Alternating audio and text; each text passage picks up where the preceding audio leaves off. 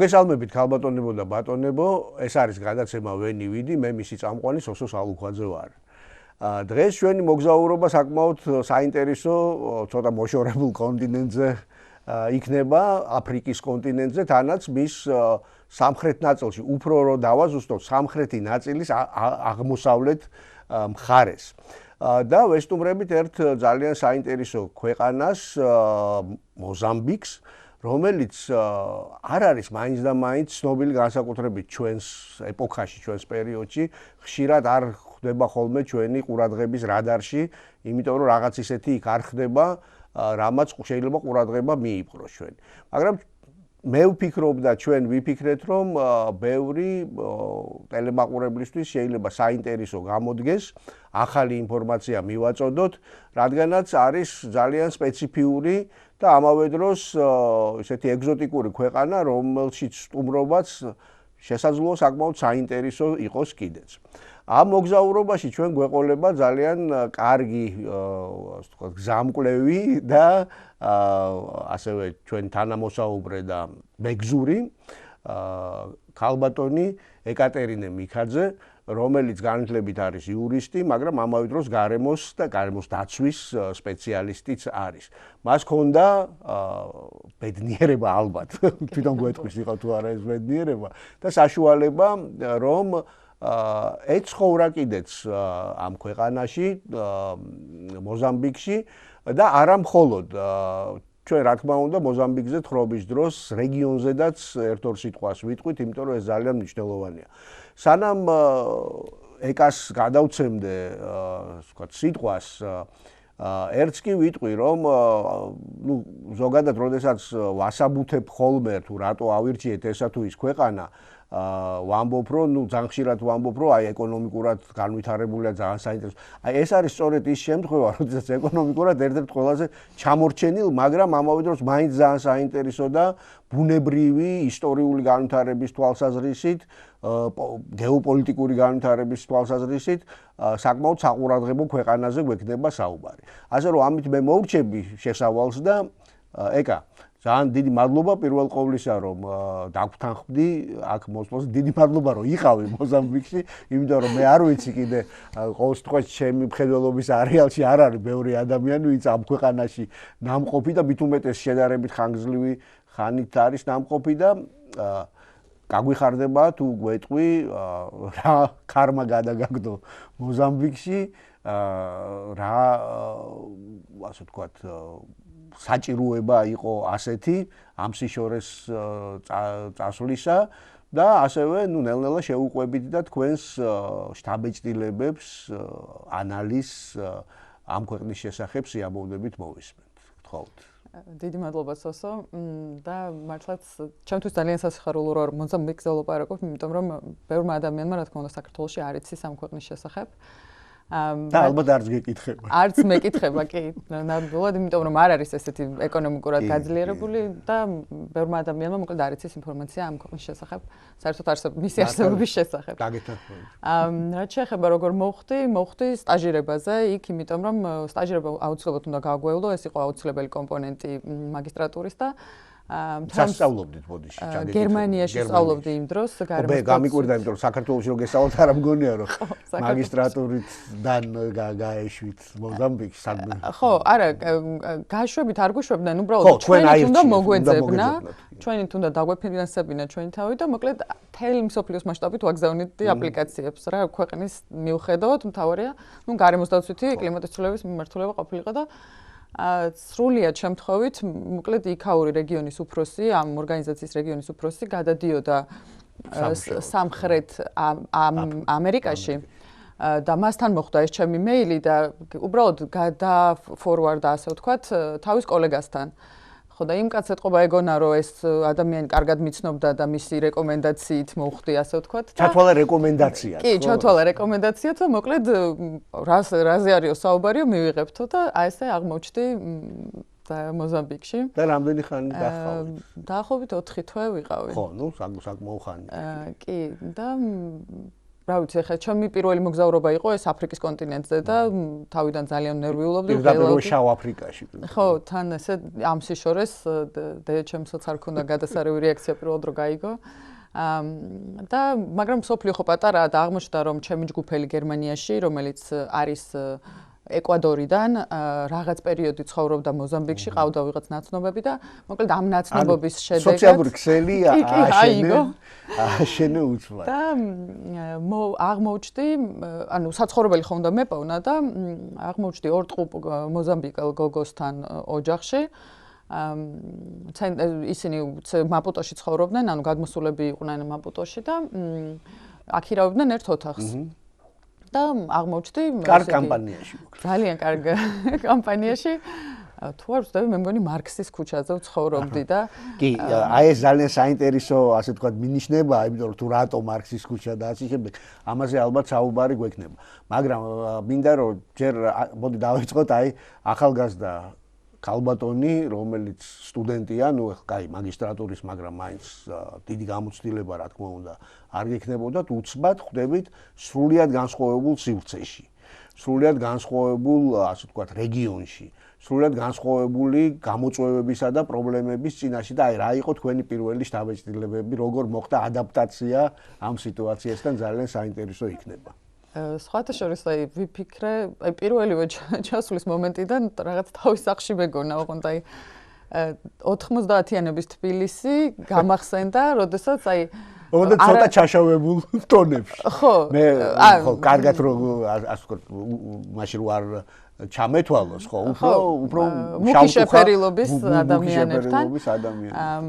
და აი არაფერი რო არ იყო, მაგრამ ყველა რო იმედიანად იყო, რაღაც ბედნიერად იყო ხალხი მეტნაკლებად, რაღაც მოლოდინი ქონდა, რომ ახალ ქვეყანას აშენებდა, აი დაახლოებით ესეთი მდგომარეობაში აღმოჩნდი და რომელი წელი იყო ბოდიში? 2013. 2013 ხო, ნუ 10 წლის წელზე მეტი ხანი გავიდა კი. და ეს იყო, ხო, იმის მერე ბევრი რაღაც არ შეცვლილა და იქაური მეგობრები ჩამოვიდნენ ჩემთან თბილისში. და 3 წელი კოვიდის დაწყებამდე ხო აქ იყვნენ და მოკლედ ძალიან აღფრთოვანებულები იყვნენ რა თქმა უნდა თბილისით და ხო აი ესეთი განცდა მქონდა და პირველად აღმოჩნდი რაღაც საოჯახო სასტუმროში ერთი კვირა იქ ცხოვრობდი და ჩემი გვერდზე მეზობელი იყო აზერბაიჯანელი. არ ვიცი ის რამ ქარმა გადმოაგდო ის ადამიანი ყრუმუნჯი იყო და ვერ კონტაქტობდა ჩვენთან, მაგრამ ძალიან სასაცილო იყო საღამოს სადილს მოკლედ ერთად მივირთმევდით და რამაც განსაკუთრებით მაგზნობინა თავის სახში იყო აბაზანაში შესვლისთანავე, აი ჩვენთან იყო ერთი 20 წლის წინ ძალიან გავრცელებული ყოველ შემთხვევაში პლატოზე, არ ვიცი, ესეთი შავი ხოჭოები, დიდი შავი ხოჭოები და აი ეს რო დავინახე. იქ დაგხვდნენ. იქ დავხვდნენ. და გახვედრე.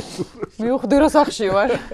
გასაგებია, ხო. ანუ თქვენ არ ქონიათ რაღაც გაუწყოების ეს დიდი მომენტი, თავიდანვე ჩაერთეთ, მაგრამ რა თქმა უნდა, ალბათ რაღაც უცნაურს, გამორჩეულს, ეგზოტიკურს, არ დამახასიათებელსაც ბევრს ნახავდით თავიდანვე ალბათ, ხო?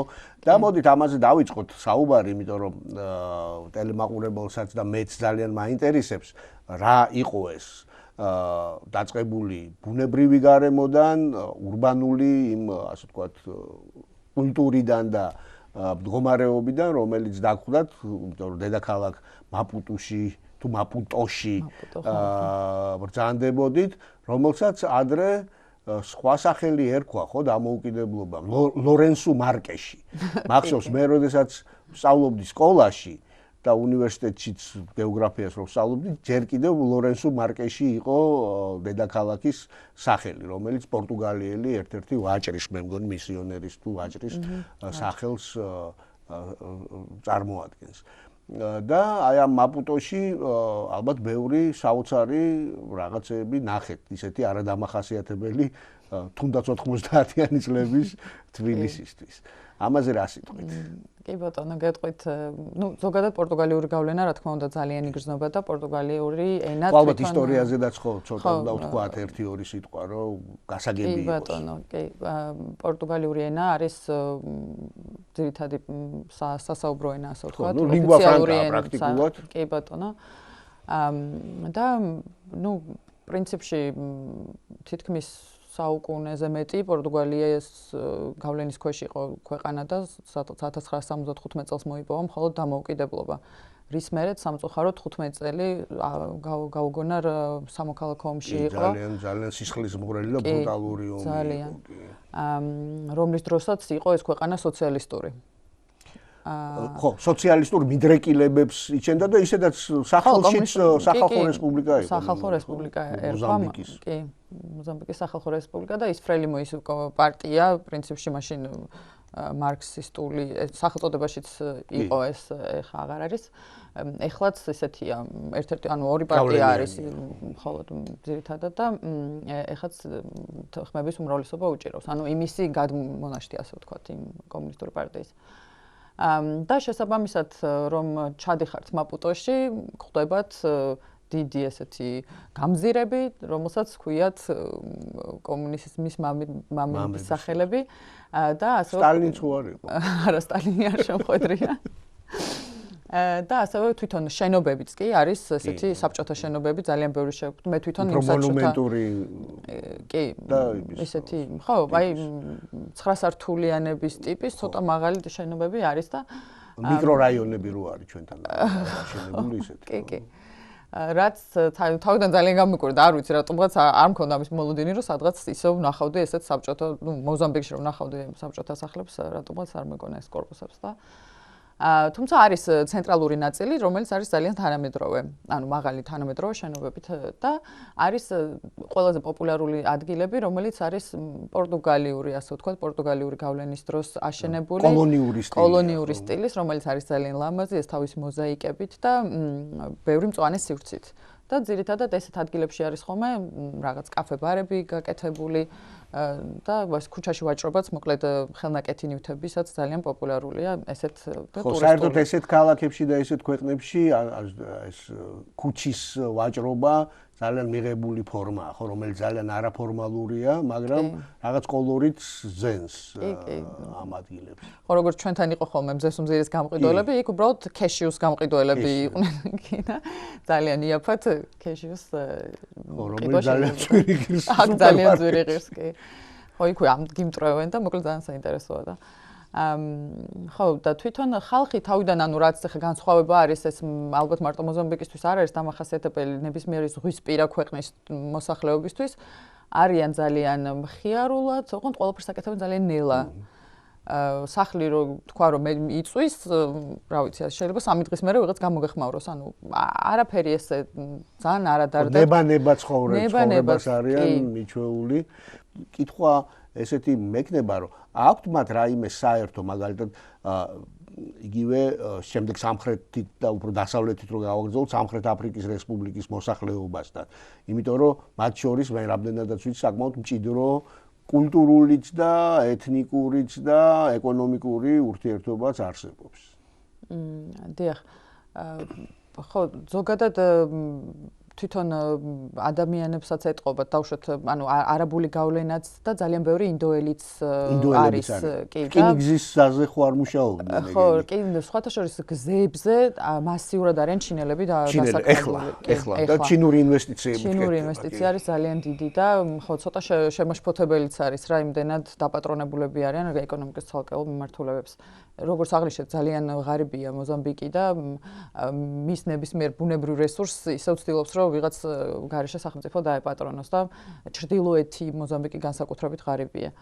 და სამხრეთი იმიტომ არის უკეთეს მდგომარეობაში და უფრო განვითარებული, რომ მას აქვს ძალიან მჭიდრო კავშირები სწორედ სამხრეთ აფრიკასთან. და ახლო არის გადასვლა თავისუფლად არის შესაძლებელი და ხშირ შემთხვევაში დავუშვათ გარკვეული ტიპის ნაწილი, ახლა სამხრეთ აფრიკული ღვინო ძალიან ცნობილია ისედაც და მაგალითად ღვინოზე გადადიან და სამხრეთ აფრიკულ ღვინოს, ანუ სამხრეთ აფრიკისთვისაც ძალიან კარგი ბაზარია, ასე ვთქვათ, იმიტომ რომ ხო, პატარა ქვეყანა არა, 35 მილიონი და მზარდია. და შესაბამისად მათთვისაც ძალიან კარგი ახლო მდებარე ბაზარი არის და ძალიან ბევრი ადამიანი მაგალითად სამხრეთ აფრიკაში იღებს განათლებას, ხო, იოჰანესბურგში, კეიპტაუნში. ანუ ეს კავშირი ამ ორ ქვეყანას შორის საკმაოდ მჭიდროა. კი, აი მაგალითად ეს ჩემი მეგობრები, რომლებიც საოცარი მხატვრები არიან და რა ვიცი, ევროპაში, ლონდონშიც ვნახე მე, იმიტომ რომ გამოფენა ჰქონდათ ლონდონში. კი, ანუ ამ ასეთი დონის ხატრები არიან, მათაც ხშირად ტყუპებზე ვამბობ. გამოფენები მაგალითად ხშირად იმართება ხოლმე იოჰანესბურგში და ეს მოკლედ არტისტებიც დადიან. ეს ძალიან საინტერესო კულტურული რაღაცაა, რაც ადამიანს არ შეიძლება რომ თავში არ ჩაგებდეს, ეს მრავალფერადოვნება ამ არეალის განსაკუთრებით აი ამ ორნამენტების, ფერების, რომელიც აისახება ალბათ ნახატებშიც, მაგრამ ჩვენთვის კიდევ უფრო ასე ვთქვათ დამახასიათებელი ის არის, რომ და უფრო მიჩვეული იმასა ვართ, რომ აი იმ ასე ვთქვათ ქსოვილებში, რომელსაც ისინი იყენებენ, თუ რამდენად ეს ლამაზი, მრავალფეროვანი, აბსოლუტურად ასე ვთქვათ, არ არის მიღებული ჩვენნაირ კულტურებში, იმდენად ჭრელი და იმდენად ლამაზია, მაგრამ ხანდახან ადგილობრივ, ასე ვთქვათ, სამოსელში ჩაცმულ კაცს ან განსაკუთრებით ქალებს რო ნახავ, ნუ შეიძლება გაგიჟდე ისეთი შეხამება ამ ფერების და ორნამენტების. ნამდვილად ეს ხო და ყველა ქვეყანას უფრო სწორად აი სუბსაჰარულ აფრიკას ხო როგორც ეძახიან, ანუ თავისი პრინტი აქვს, ასე ვთქვათ, ჩრდილოეთს თავისი პრინტი და ამით ძალიან ამოყობენ და ნუ ეს პრინციპში ამონაბეჭდი და გადმონაბეჭდი არის იმ ბუნების, რაშიც ცხოვრობენ, იმიტომ რომ ეს ბუნება არის აბსოლუტურად წარმოუდგენელი, ახლა მოზამბიკის ხარეს არის წითელი მიწა და ეს წითელი კიდევ უფრო დიდ კონტრასტი. ძალიან სუბტროპიკები, სადღაც ტროპიკებს უახლოვდება და ეს, ნუ, თეთრი სანაპიროები, თეთრი ქვიშის სანაპიროები არის, რომელზეც, ნუ, ეს ოკეანე, რომელიც ძალიან დიდარია სხვა სახეობებით. ინდოეთის ოკეანეზე გვაქვს საუბარი, ეს ესაზღვრება. და ეს და სამხრეთ აფრიკაში უკვე ამ ოკეანეების საზღვარსაც ნახულობთ და მოკლედ ორივე ქვეყანა ულამაზესია, რა თქმა უნდა, და ძალიან ერთმანეთისგან ძალიან განსხვავებული. მომიდაც ხო, ეს ესედაც ახლა წარმოიდგინეთ ეს ტროპიკული პალმები, თეთრი ქვიშა, რაღაც ლაჟვარდოვანი ოკეანე ზღვა და რა თქმა უნდა უამრავი საქმიანობა ან აქტივობა, რომელიც მასთან არის დაკავშირებული, მათ შორის ყვინთვაც, მათ შორის სხვადასხვა ზღვის ფლორისა და ფაუნის, ზოგადად მე მგონი რიფებიც კი არის, ხო, იმის მარჯნის. ეხლა ისეთი არა როგორც ავსტრალიაში, მაგრამ ესეც არის და დელფინებიც ასე ვთქვათ დაცურავენ და სპეციალური ადგილებიც არის, რომელიც ძალიან ასე ვთქვათ მიმზიდველი ტურისტული ადგილებია. თქვენ თუ იყავით რომელებაში? მე ვიყავი ეს Table Mountains რო ეძახიან კეიპტაუნში, ყელი მთა და ეს უკვე სამხრეთი აფრიკაა, ხო, ხო, უკვე სამხრეთ აფრიკაში იქ და რაც შეეხება მოზამბიკს, ანუ მოზამბიკის პოპულარულ სანაპიროებზე ვიყავი და მოვხვდი იქიდან გამომდინარე, რომ ტყუპების მშობლებს ჰქონდათ ქორწინებიდან 25 წლის თავი და დამპატიჟეს ამ საოცარ ღონისძიებაზე და მოკლედ აღმოჩნდი კიდევ უფრო ფერადოვან გარემოში, ხო. აი გორონგოსას ნაკრძალია რაღაც ძალიან ცნობილი, მე ვერ დავიმახსოვრე, მაგრამ სამაგეროდ ადვილად დამამახსოვრდა ლიმპოპოს ნაკრძალი, იმიტომ რომ ლიმპოპო ჩვენი ბავშვობის, ასე ვთქვათ, მოთხრობების, მათ შორის ამ ცხოველებზე ნათარგმნი მოთხრობების, რა თქმა უნდა, ერთ-ერთი ძალიან ცნობილი ადგილია, ხო, სადაც სპილოები და ასე ვთქვათ, ნიანგები და სხვა მტაცებლები და ჩლიქოსნები ბინადრობენ.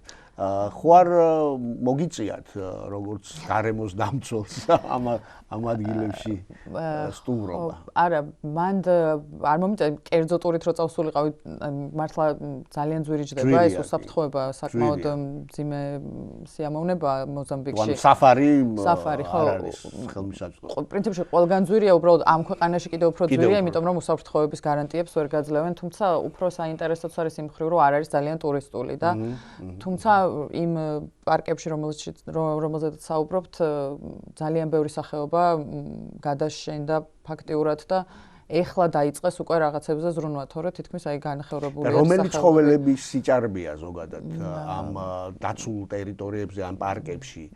ანუ დიდ ხუთეულს რო ეძახი. და ნუ ჩლიქოსნები უამრავი.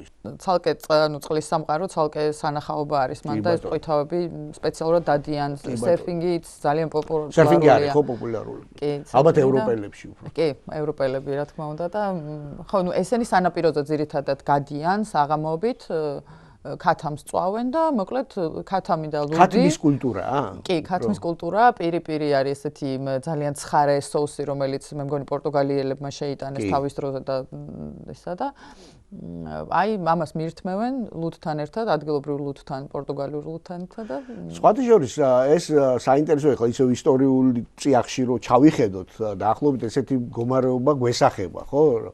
პირველად აქ პორტუგალიელები მივიდნენ მე-15 საუკუნის ბოლოს. ნუ კოლუმბმა უფრო ადრე აღმოაჩინა ერთ-ერთი ციცი. ხო, ვასკო და გამამ აი ეს კეთილიმედის კონცხს რომ შემოუარა მოზამბიკის სანაპიროებთანაც მივიდა და იქ რამდენიმე პატარა დასახლება გააკეთა. მაგრამ საინტერესო ის არის რომ ალბათ სწორედ პორტუგალიების დამსახურება ის რომ ამ ქვეყნის მოსახლეობის უდიდესი ნაწილი ნახევარზე მეტი არის კათოლიკე.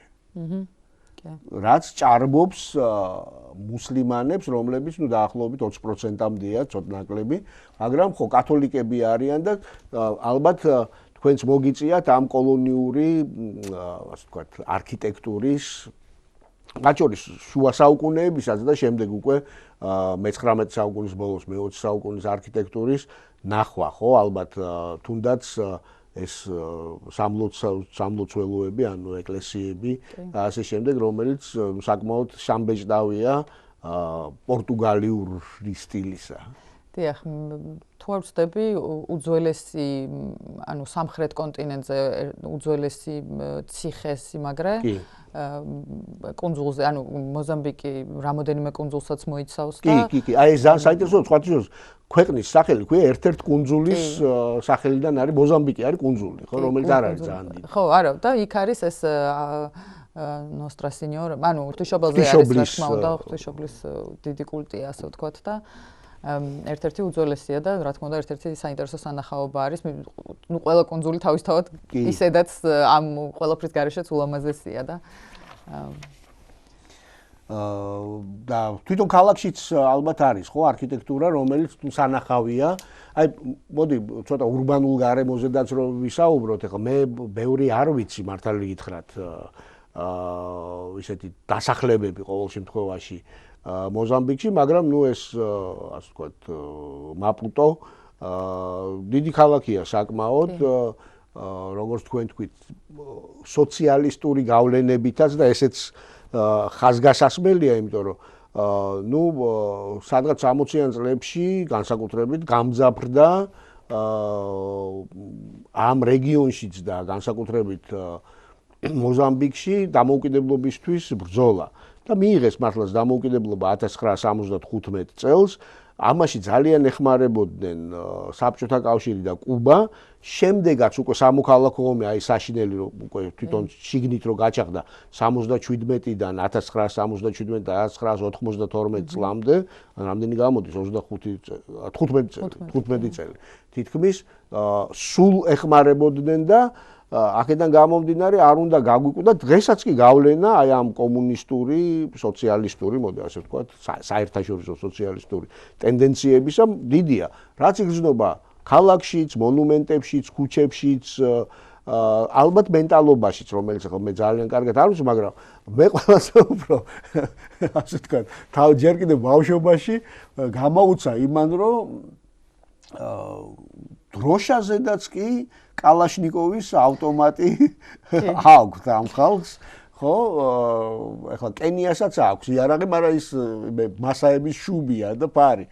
და ამათ აქვს კალაშნიკოვის ავტომატი. ანუ მოზამბიკი ერთ-ერთი ისეთი პროსოციალისტური, პროკომუნისტური ქვეყანა იყო და ეხლა კი არის დემოკრატიული და საკმაოდ, ნუ ეხლა ვთქვათ, განვითარებული დემოკრატია არ აქვს, მაგრამ მაინც ასე ვთქვათ, გავლენა ამ კომუნისტური თანასწორობის და ასე შემდეგ იდეებისა დიდია და ამ ფონზე ძალიან სასაცილოა, რომ ერთ-ერთი ყველაზე უკვე არათანაბარი განაწილების მქონე ქვეყანაა მსოფლიოში. ხო, ნამდვილად. ესეთი კომუნიზმი, ესეთი სოციალიზმი ჩვენთვისაც მოზამბიკური კომუნიზმი ის მოდელი არის შექმნილი. ან მოზამბიკელები კომუნისტური მიდრეკილების ხალხია და სკანდინავები არიან კაპიტალისტები. ხო, ესე შეიძლება ვთქვათ. ესე შეიძლება ვთქვათ, მაგრამ ანუ თვითონ ეხა მე ვისთანაც მქონია კონტაქტი, ესეთი სოციალისტური მიდრეკილებები არა. იდეოლოგიას არა, ძალიან ესეთი ჩვეულებრივად, აი როგორც ახლა ნებისმიერ ევროპულ ქვეყანაში. ხო, ახლა პრინციპში გასაგებიც არის, რომ ისეთი ქვეყნები, როგორც ანგოლა იყო მაშინ, ანგოლაც ასევე პორტუგალიის კოლონია და არაერთი, მოზამბიკი არაერთი კოლონია, მათ დამოუკიდებლობისთვის დახმარება ჭირდებოდათ და ახლა მაგაში ვერ გაამტყულებთ დამოუკიდებლობა რომ უნდა ქვეყანას, ბუნებრივია კოლონია არ არის თავისთავად კარგი და შემდეგაც რესურსმწირი ქვეყანა, მიუხედავად იმისა, რომ ცოტა ნავთობი და გაზიც აქვთ მათ, მაგრამ ძირითადად იყვნენ რჩენაზე ამ კომუნისტური ბანაკისა და ეს რაღაც პოზიტიურად ალბათ მათ დაამახსოვრდათ. ყოველ შემთხვევაში ცუდი განწყობა არ აქვთ. ჩვენგან განსხვავებით, ახლა იმ ტერიტორიას არ ერჩოდნენ რუსები და არ მიუტაცებიათ, ხო? ხო, ესე ვერ იჭრებოდნენ და მათთვის მაინც დამოუკიდებლობასთან ასოცირდება. ნუ რაღაცა ასე ვთქვათ, რესურსს აწვდიდნენ, რაც მათთვის შეიძლება ძალიან მნიშვნელოვანი იყო, ამიტომ ეს განწყობა იმედია, რომ იმედი რა, დღესაც როგორც ჩანს, შეიმჩნევა, რომ არ არიან ასე ვთქვათ, ანტირუსები ყოველ შემთხვევაში. ხო, არა და ისევ ძალიან მჭიდრო კავშირი აქვს პორტუგალიასთან და პორტუგალიას თავისი ეკონომიკური კრიზისიდან გამომდინარე, მოზამბიკი ახლა ძალიან ჭირდება და როგორც ბაზარი Commonwealth-ის პრინციპი აქაც მუშაობს. აქაც მუშაობს, ხო. ისედაც Commonwealth-ის წევრი არის მოზამბიკი, რატოღაც მიუხედავთ იმისა, რომ არასდროს არ ყოფილა დიდი ბრიტანეთის გავლენის ქვეშ. ხო და პორტუგალიასთან ძალიან ბევრი მოზამბიკელი პორტუგალიაში ცხოვრობს და ძალიან ბევრი პორტუგალიელი მოზამბიკში. ძალიან მნიშვნელოვანია და ეს არის სწორედ ჩვენ რომ მოხდა პორტუგალიზაცია, თუნდაც ენობრივი და კულტურული თვალსაზრისით და ეს ბევრ რაღაცაში, როგორც მე ამოვკითხე, კულტურულ ნიშნებშიც აისახება, ხო? და თვითონ ხალხი როგორია?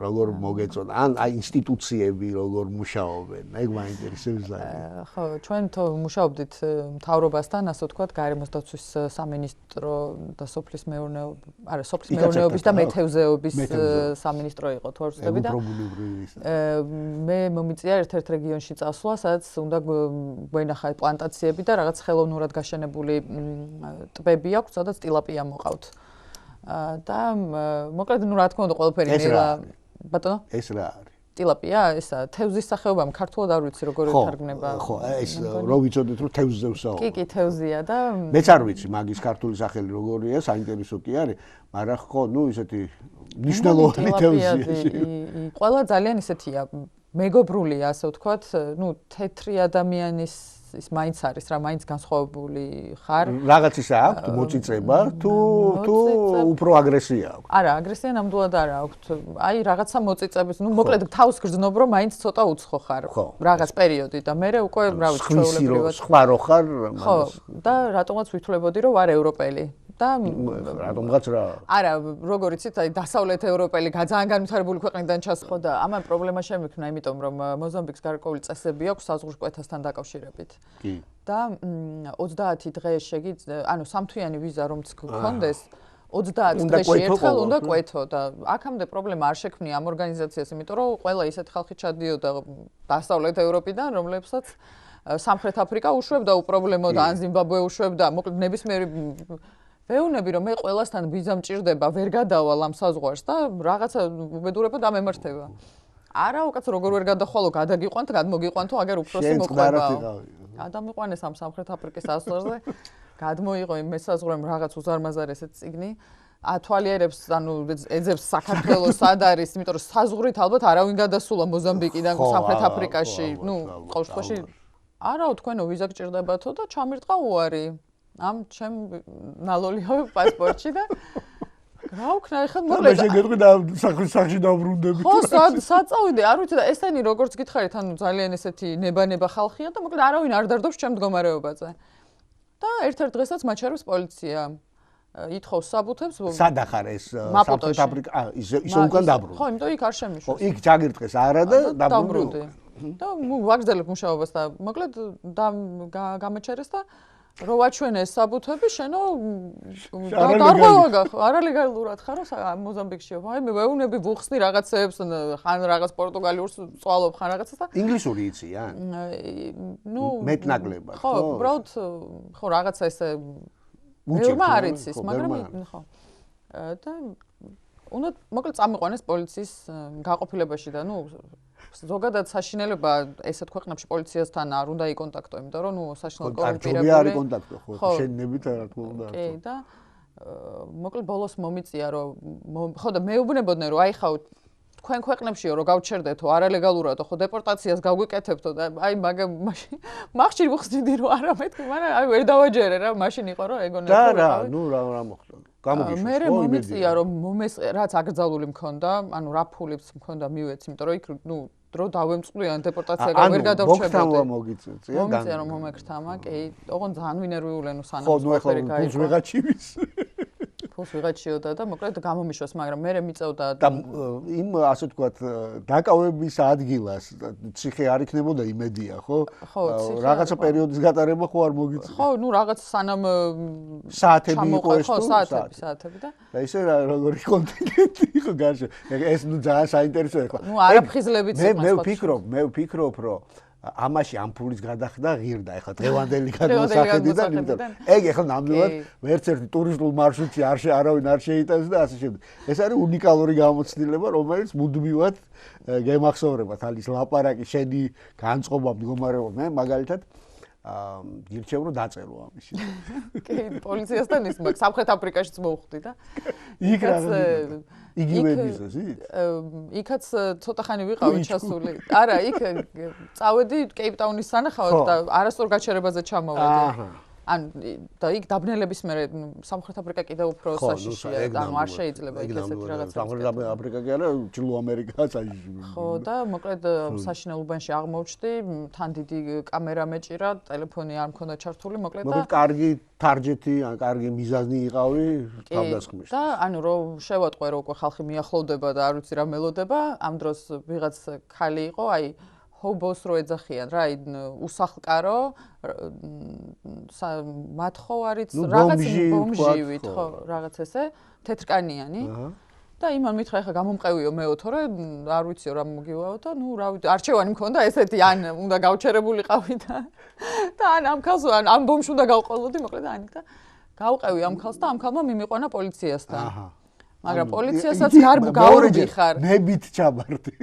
ნებით ჩავბარდი და მე პოლიციამ მიმიყვანა, მაგრამ მაინც მეშინოდა, იმიტომ რომ პოლიციასაც იქ ვერ ენდობი. ხო, ნუ გასაგებია. და მოკლედ ორივეგან მქონდა ეს. ნუ ეს ძალიან საინტერესოა, აი ყველაფერი იმასთან ერთად, რაც ასე ვთქვათ, ზოგადი ტურისტულ, ასე ვთქვათ, ვიზიტორული საკითხებია, ისეთი ამბებში გახვეულ ხარ, რომელიც ძალიან ექსკვიზიტურია, ძალიან რასაც ბევრი არ ინატრებს, მაგრამ როგორც მე ვამბობ, აი დღეს მოსაყოლად და გასახსენებლად ეს შეიძლება გაცილებით უფრო საინტერესო სიუჟეტი იყოს, ვიდრე რაღაც ტრადიციული, აი ცენტრში რა ხდება, იქით რა ხდება, იქ რა შენობაა და აქეთ რა შენობაა, ასე რომ ყოჩაღ რო ასე ვთქვათ ამ მაშინ სიტუაციაში გამოიარე და გადარჩი რაც დავარე ხო რაც არ კლავს ყველაფერი გვაძლიერებს და ეს გამოცდილება გაქვს მე მგონი ეხლა თქვა სხვა ქვეყნებში პოლიციაში მოხვედრა შემთხვევით რაღაც უპრობლემო ბაირამობა მოდით რა თქმა უნდა სამწუხაროდ ჩვენც ბოლოსკენ უნდა წავიდეთ მაგრამ ამ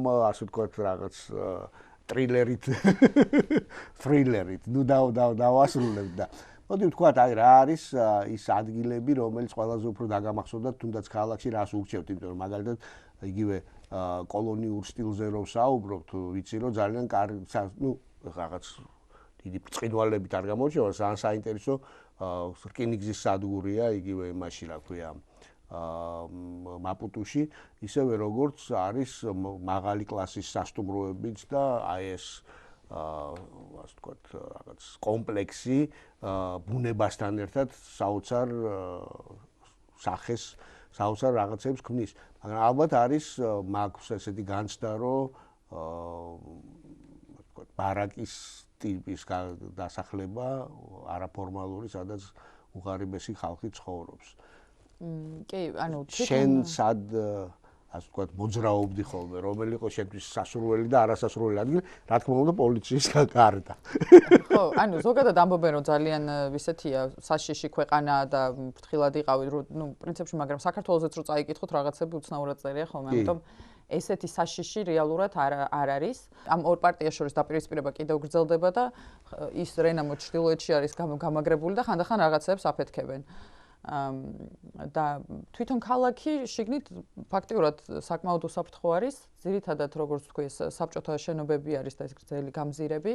და დაუნთაუნი, რომელიც უფრო და დაუნთაუნი, რომელიც თანამედროვე არის უფრო და ანუ ძალიან ზღვისპირა პორტი, დიდი პორტი არ არის, მაგრამ ეს გემები ჩერდება, რომელსაც გადაყავხარ იქვე კუნძულზე, მაგალითად, ერთდღიანი ტურები შეგიძლიათ რომ გააკეთოთ, ეს ძალიან ლამაზი და ადგილებია კი გადასარევი, ხო. ლამაზია. მე ვიყავი დაახლოებით აგვისტოდან ნოემბრის ჩათვლით და არც მოკლედ კარგი სეზონი იყო. ეს კარგი სეზონია, იმიტომ რომ იქ ზამთარია, ხო, ეს სამხრეთ ნახევარსფეროს. ზამთარი თუ არა, ყოველ შემთხვევაში გაზაფხულია და არ არის. კი, და ზაფხულში, რა თქმა უნდა, იქაურ ზაფხულში საკმაოდ ცხელა, ტენიანობა მაღალია და აქედან გამომდინარე უფრო იგრძნობა ეს ისა. არის ძალიან მაღალი კლასის სასტუმროებიც და რესტორნებიც, ძალიან ბევრი განვითარების ორგანიზაციები არიან ჩასულები ეკონომიკური მდგომარეობიდან გამომდინარე და ეს ექსპერტები ასე ვთქვათ, მათი მომსახურებისთვის და ფასები საკმაოდ მაღალია, უნდა აღვნიშნო. ეს ძალიან დიდია კულტურული ცხოვრებაც. ეს გამოფენები, ან ეხლა მე ამათთან ერთად რო ცხოვრობდი, უფრო მომიწია, რა თქმა უნდა, ამას ყველაფერთან შეხება, მაგრამ აშკარად ხალხს ეტყობა, რომ აი ძალიან ბევრი ადამიანი ხატავს, რაღაცას ქმნის და მისი გადაცეკვად კიდე ცალკე. აი ხო, კაი ცეკვა თამაშის მოყვარული ხალხი უნდა იყოს.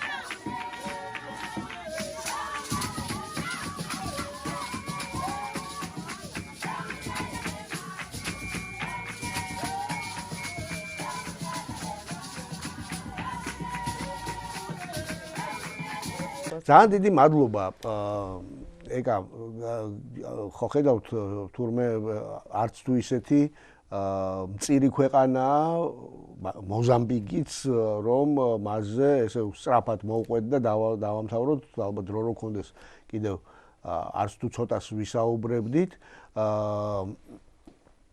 მინდა მადლობა გადაგიხადოთ ესეთი ასე ვთქვათ არც თუ ისე ადვილი და ხელმისაწვდომი მოგზაურობისთვის იმედია კიდევ გვესტუმრებით და მაყურებელს კი მინდა დიდი მადლობა გადაუხადო ჩვენი გადაცემის ყურებისთვის. მომავალ შეხვედრამდე. მადლობა.